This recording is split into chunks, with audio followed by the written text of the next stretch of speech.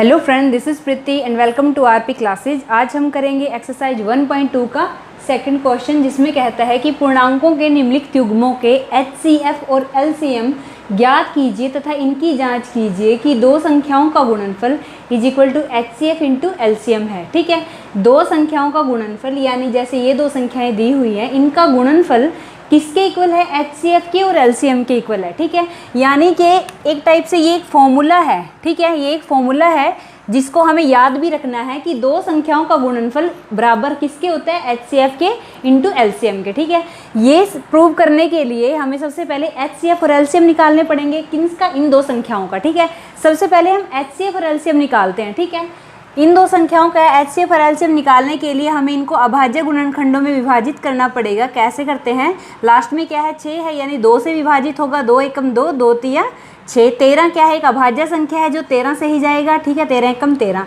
यानी कि 26 के हमारे अभाज्य गुणनखंड क्या है? 2 गुना 13 गुना 1। ठीक है, ऐसे ही हम 91 के करेंगे। ये 91 है। ठीक है, ये किससे कटेगा? 7 से जाएगा। 7 एकम 7, 7 तिया 21। ठीक है, 13 आ गया। 13 भी अभाज्य गुणनखंड है, इसलिए 13 13 पे ही जाएगा। यानी कि 91 के अभाज्य गुणनखंड हमारे पास क्या आए? 7 गुना 13 गुना 1। ठीक है, निकालना क्या है? एचसीएफ और एलसीएम। ठीक है, एचसीएफ निकालने के लिए एचसीएफ किसका? 26 और 91 का क्या आया? एचसीएफ निकालने के लिए सबसे ज़रूरी बात कि जो इन दोनों में से, इनके गुणनखंडों में से जो भी कॉमन है वही हमारा क्या है? एचसीएफ है। ठीक है, यहाँ देखो, इसको देखो और इसको देखो, दोनों को देखने पे हमें क्या मिल रहा है कि इन दोनों में से कॉमन क्या है? 13 है। ठीक है, इसका मतलब इनका एचसीएफ क्या हुआ? 13 हुआ। और साथ में क्या है? 1। ठीक है, ये 13 और ये 1 क्या है? ये दोनों में कॉमन है, इसलिए हमने लिख दिया 13 गुना 1, यानी कि क्या आया? 13। एचसीएफ क्या आया इनका? 13। आगे हम बात करेंगे एलसीएम की। एलसीएम किसका? 26 और 91 का क्या आया? जो हमारा ये था, ये जो हमारा कॉमन पार्ट था, ठीक है, 13 और 1, ये हमने लिख लिया यहाँ। एलसीएम में क्या करते हैं? ये जो कॉमन पार्ट है इसको एक बार लिखेंगे और जो बाकी बचा हो उनको सबको लिख देंगे। ठीक है, जैसे 13 गुना में 1, ये 13 2 बार था, एक बार लिख दिया कॉमन में। ये 1 2 बार था, एक बार लिख दिया। इनटू में ये जो बाकी बचे हो इनको भी लिख देते हैं, जैसे 2 गुना 7। ठीक है, 182। इनको गुना करने पर हमारा क्या आता है? 182 आता है। ठीक है, तो हमारा एचसीएफ क्या हुआ? 13 और एलसीएम क्या निकला हमारा? 182। ठीक, क्या करना था? दो संख्याओं का गुणनफल बराबर होगा किसके? एचसीएफ के और एलसीएम के। एचसीएफ निकाल चुके हैं, एलसीएम निकाल चुके हैं। अब हम लिखेंगे कि दो संख्याओं का गुणनफल बराबर है किसके? एचसीएफ के गुना एलसीएम के। ठीक है, दो संख्याओं का गुणनफल, दो संख्याएं कौन कौन सी? 26 और 91 लिख देंगे। 26 इंटू में 91 बराबर है एचसीएफ। एचसीएफ क्या आया हमारा? 13। ठीक है, गुना में एलसीएम क्या आया हमारा? एलसीएम क्या आया? 182। ठीक है, इनको जब हम करेंगे गुना तो ये आएगा हमारा 2366 बराबर, इसको भी जब हम करेंगे तो हमारा क्या आया? 2366। तो हमारा ये आया। ठीक है, यही हमें प्रूव करना था कि दो संख्याओं का गुणनफल, इन दो संख्याओं का गुणनफल बराबर आना चाहिए किसके? एचसीएफ के और एलसीएम के, जो कि हमारा बराबर आया है। ठीक है, नेक्स्ट पार्ट है हमारे पास 510 और 92। ठीक है, इनका भी सबसे पहले हम क्या करेंगे? एचसीएफ और एलसीएम निकालेंगे। ठीक है, 510 को लिखेंगे, पहले हम इनको अभाज्य गुणनखंडों में विभाजित करेंगे, तभी हम क्या निकाल सकते हैं? एचसीएफ और एलसीएम। 510 को अभाज्य गुणनखंड में विभाजित करने के लिए हमने लिख दिया। अब पीछे क्या है? 0 है, यानी किस पे जाएगा? 2 पे जाएगा। 2 2 दूनी 4, बचा 1, क्या? 2 पंजे 10, 2 पंजे 10, 5 और 5 10 और 2 12, जोड़ने पर क्या आया? 12 आया, जो 3 से विभाजित होता है, यानी कि ये सारी संख्या भी 3 से विभाजित होगी, 3 पे जाएगी। 3 अट्ठे 24, 3 पंजे 15। अब ये क्या है? इनको जोड़ने पर हमारा आता है 13, यानी 3 पे नहीं जाएगा, जाएगा किस पे? 5 पे। 5 एकम 5, 5 सत्ते 35, 17 आया। 17 एक अभाज्य संख्या है जो 17 पे ही जाएगी। ठीक है, अब हमारा लिखेंगे कि 510 के अभाज्य गुणनखंड हमारे पास क्या बने? 2 गुना 3 गुना 5 गुना 17, ठीक है, और गुना में क्या है 1, ठीक है। सेकंड है हमारा 92, इसके भी हम क्या करेंगे, अभाज्य गुणनखंड में विभाजित करेंगे 92, ठीक है। 2 है लास्ट में तो 2 पे जाएगा, 2 चौके 8, 2 छिके 12, ठीक है। 46 आया, ये भी क्या 2 पे जाएगा, 2 दूनी 4, 2 तिये 6, 23 है, 23 क्या है, एक अभाज्य संख्या है, ठीक है। अब इसको भी लिखेंगे क्या कि 92 इज इक्वल टू 2 गुणा 2 गुणा 23 गुणा 1, ठीक है। अब हम इनका क्या निकालेंगे, HCF और LCM, ठीक है।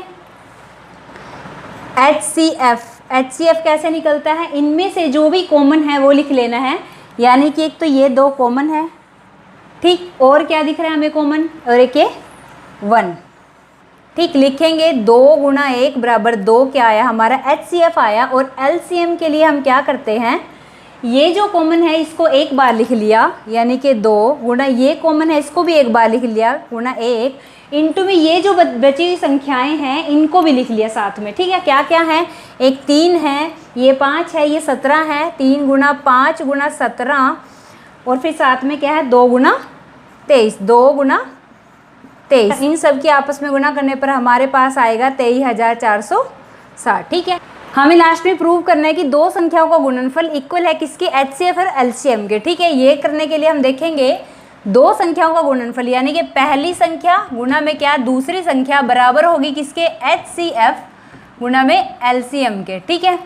पहली संख्या है हमारी 510, दूसरी संख्या है हमारी 92 इज इक्वल टू HCF हमारा क्या आया, HCF आया हमारा 2 गुणा में, और नीचे हमारा LCM आया 23,460, 23,460, ठीक है। इनको जब आपस में हम गुणा करेंगे तो हमारा आएगा 46,920, और इनको भी जब हम आपस में गुणा करेंगे तो हमारा आएगा 46,920, ठीक है। यही हमें प्रूव करना था कि जब दो संख्याओं का गुणनफल, यानी इन दो संख्याओं का गुणनफल बराबर आना चाहिए किसके, HCF गुणा LCM के, HCF गुणा LCM के। अगर हमारा ये दोनों इक्वल आ गए तो इससे हमें पता भी लग जाएगा कि हमारा क्वेश्चन सही है गलत है, ठीक है। यही हमें क्या करना था, प्रूव करना था। लास्ट है हमारे पास 336 और 54, इनको भी हम क्या करेंगे, अभाज्य गुणनखंडों में लिखेंगे, ठीक है। 2 पे जाएगा, लास्ट में 6 है, 2 एकम 2, 2 छिके 12, 2 अट्ठे 16, लास्ट में क्या है 8 है, ये भी 2 पे जाएगा, 2 अट्ठे 16, 2 चौके 8, लास्ट में 4 है, फिर 2 पे जाएगा, 2 चौके 8, 2 दूनी 4, लास्ट में 2 है, फिर 2 पे जाएगा, 2 दूनी 4, 2 एकम 2, अब 21 आया, ये क्या 3 पे विभाजित होगा, 3 सत्ते 21, 7 क्या है एक अभाज्य संख्या है जो 7 पे जाएगी, ठीक है। यानी 336 के गुणनखंड हमारे क्या बने, 2 गुणा 2 गुणा 2 गुणा 2 गुणा 3 गुणा 7, ठीक है। नेक्स्ट क्या है 54, लास्ट में क्या है 4 है, यानी 2 पे जाएगा, 2 दूनी 4, 2 सत्ते 14, 27 है, यानी 3 पे जाएगा, 3 में 27, 3 तिया 9, 3 एकम 3, इसके अभाज्य गुणनखंड क्या बने हमारे पास 54 इज इक्वल टू 2 गुणा 3 गुणा 3 गुणा 3, ठीक है।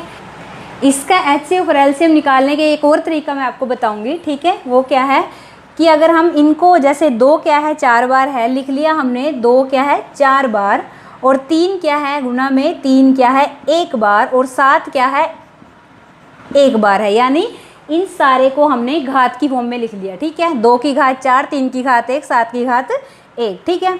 नीचे क्या है 2 की घात क्या है 1 गुणा में 3 क्या है 3 बार है, यानी कि 3 की घात 3, ठीक है। अब हमें निकालना है सबसे पहले इसका क्या HCF निकालने के लिए हम देखेंगे कि इन दोनों में कॉमन चीज़ क्या है। कॉमन क्या है, यहाँ भी 2 है, यहाँ भी 2 है, यहाँ भी 3 है, यहाँ भी 3 है, ठीक है। HCF निकालने के लिए लिख देंगे हम कि 2 गुणा 3, अभी हमने इनकी घात नहीं लिखी, ठीक है, सिंपल 2 और सिंपल 3 लिख दिया। HCF निकालने के लिए यहाँ हमें इस बात का ध्यान रखना है कि जो न्यूनतम घात है यानी छोटी घात है उसको हम लिखेंगे, ठीक है। जैसे यहाँ भी 2 है, यहाँ भी 2 है, यहाँ 2 की घात क्या है 4 है, और यहाँ 2 की घात क्या है 1 है। HCF में हम न्यूनतम घात की बात करेंगे, यानी 1 लिखेंगे, 4 नहीं 1 लिखेंगे। यहाँ 4 भी थी लेकिन न्यूनतम की बात करते हैं HCF में, इसलिए 2 की घात हमने क्या रखी 1 रखी। नेक्स्ट क्या है 3 की घात 1 है, 3 की घात 3 है, 3 लिख दिया। 3 की घात 1 लिखेंगे, क्यों? क्योंकि HCF में हम किसकी बात करते हैं? न्यूनतम घात की बात करते हैं, ठीक है। 2 को एक बार करेंगे, 3 को एक बार करेंगे, 3 दूनी क्या आ गया? 6 आ गया HCF हमारे पास। अब ऐसे ही हमने क्या देखना है? LCM हमें देखना है। तो ये जितनी संख्याएं हैं ये सारी लिख देनी है। क्या क्या? 2 है, 3 है, 7 है, यहाँ भी 2 और 3 है, ठीक है। तीन संख्याएं है ना, 2 है, 3 है और एक क्या है? 7 है। HCF में जो कॉमन थी सिर्फ वो लिखी थी, लेकिन LCM में ये जितनी संख्याएं हैं 2, 3 और 7, यानी कि यहाँ हमारी 3 संख्याएं आई हैं, एक तो 2 आई है, एक 3 आई है और एक 7 आई है। तीनों लिख दी बिना किसके? बिना घात के अभी हमने लिखी है, ठीक है। घात देखने के लिए हमें क्या करना है? LCM में हमें ध्यान रखना है कि हमें बड़ी घात की बात करनी है। जैसे 2 की घात 4 है, यहाँ 2 की घात क्या है? 1 है। LCM में हम लिखेंगे 2 की घात 4, ठीक है। यहाँ 3 की घात 1 है, यहाँ 3 की घात क्या है? 3 है। LCM में क्या लिखेंगे? 3 की घात 3। 7 की घात 1 है तो 7 की घात 1 ही लिखेंगे। इनकी गुणा करने पर हमारे पास क्या आया? 3024, यानी LCM हमारे पास क्या आया? 3000। ये दूसरा तरीका है किसका? HCF और LCM निकालने का, ठीक है। आपको इस तरीके से निकालना है HCF LCM, तो आप इस तरीके से भी निकाल सकते हैं।